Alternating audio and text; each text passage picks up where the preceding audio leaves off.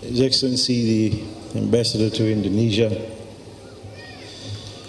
the President of Mantul Islam Association of Fiji, Muhammad Rafiq, President of Fiji Muslim League, Haji Avisuddin Khan, to my brother, the Master of Ceremony, Siddiq Faisal Koya, respected alims, Tavua,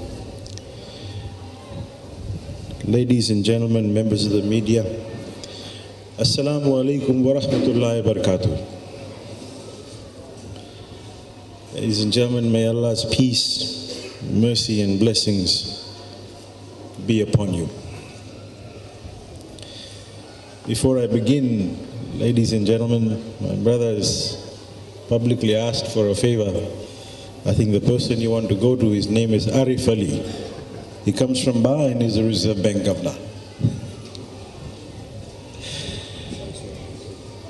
Ladies and gentlemen, today we celebrate the anniversary of the blessed birthday of our noble Prophet, Muhammad, peace be upon him, who has laid with his wisdom and kind preachings and a great and eternal foundations for humanity as a whole.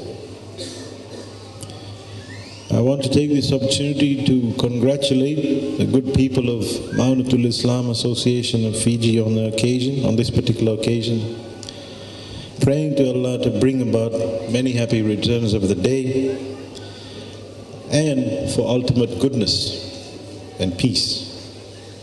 And may blessings be upon you all. We are quite fortunate to be celebrating three things today, as mentioned by the earlier speakers. We have the MILAAD NABI Jalsa, we have the 75th anniversary for Maunatul Islam Association, and we also have 50 years of what we know as Azadi, as independence. It's a momentous day, not only because we are celebrating the Prophet Muhammad's birthday, we also celebrate, as I said, the 75 years. And it actually holds a special place in my heart. And as mentioned earlier, my dear grandfather, Muhyiddin Koya, was a founding member of this very association, which has been at the forefront of strengthening our faith within this congregation. Brothers and sisters, we are actually truly blessed. We are blessed with the freedom that we enjoy today, and for far too often we take for granted our blessings. The opportunities we have, opportunities many are actually still deprived of. Through Allah's blessing and His protection, we are able to move around freely. We are able to host gatherings under the parameters that have been set by the Ministry for Health and Medical Services. We are actually able to visit our loved ones.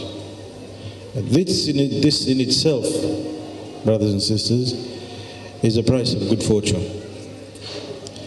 Today's celebration of the anniversary of the birth of the essence of mankind and the Prophet Muhammad Sallallahu Alaihi Wasallam gives rise to all of the values of mercy in our true religion and reminds us about tolerance and construction rather than destruction.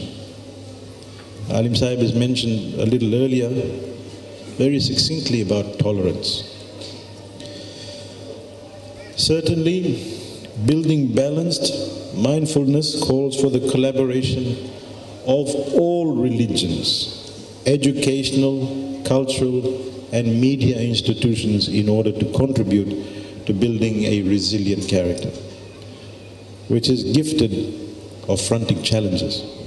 In other words, a stature that tells apart between right and wrong, fair and prejudice, and facts and rumors.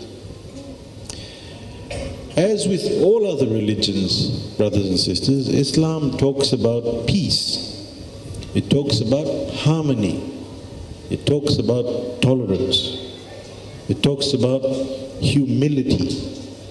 It actually talks about patience and respect and solidarity. Our Prophet Muhammad ﷺ was a living example of all of those words that I've just said and what we stand for. The Holy Prophet has actually taught us how to look after oneself, how to behave as a husband, how to behave as a father, a son, and as a neighbor. He also advised our sisters how to behave as mothers and daughters and do all that is necessary with respect to being a humble human being. He taught us our rights and our obligations, irrespective of where you are in our social structure. Whether you're rich or poor, doesn't matter. We must, brothers and sisters, appreciate that in Fiji, we as Fijians have equal rights to practice any religion.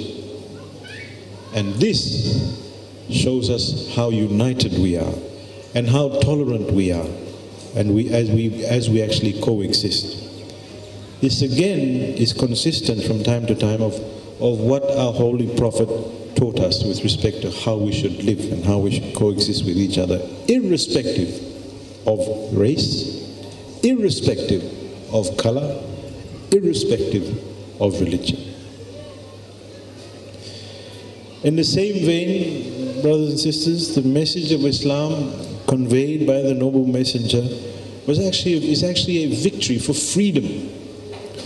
Freedom of faith, freedom of choice, freedom of belief, and freedom of thought.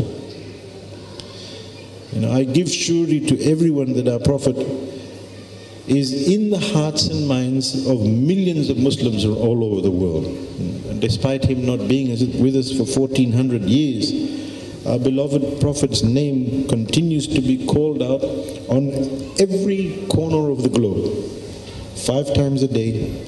But more than that, just reciting his name, we need to live.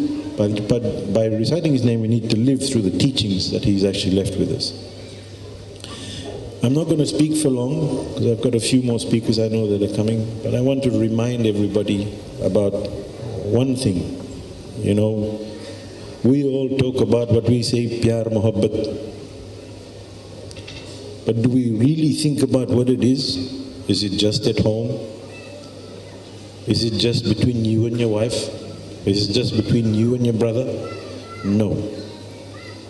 Pyar mohabbat is with you and the entire, all of humanity, and your brothers and your sisters and your neighbors, regardless of race, religion. And it is something that we must remember and carry with us all our lives. You must live that particular principle, and that's a start point for all the children that are sitting here.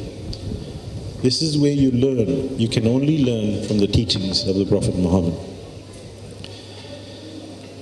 And the last thing that I really want to say is, I think there are many people in Fiji who still need to learn about insaniyat, about humanity.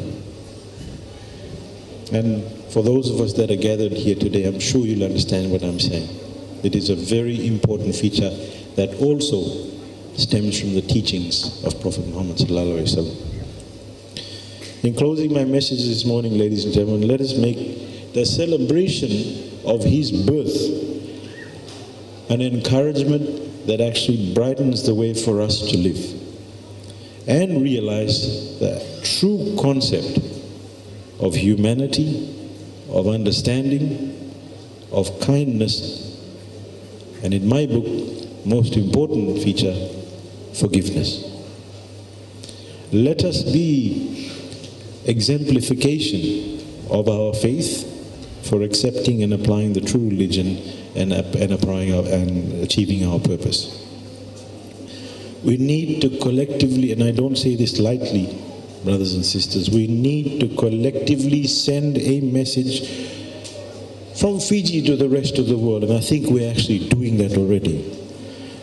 A message that is confirming the tolerance of all religions, and that it should be a conduit to world peace and harmony, and for the compassion of all humanity. So with those few words, shukriya.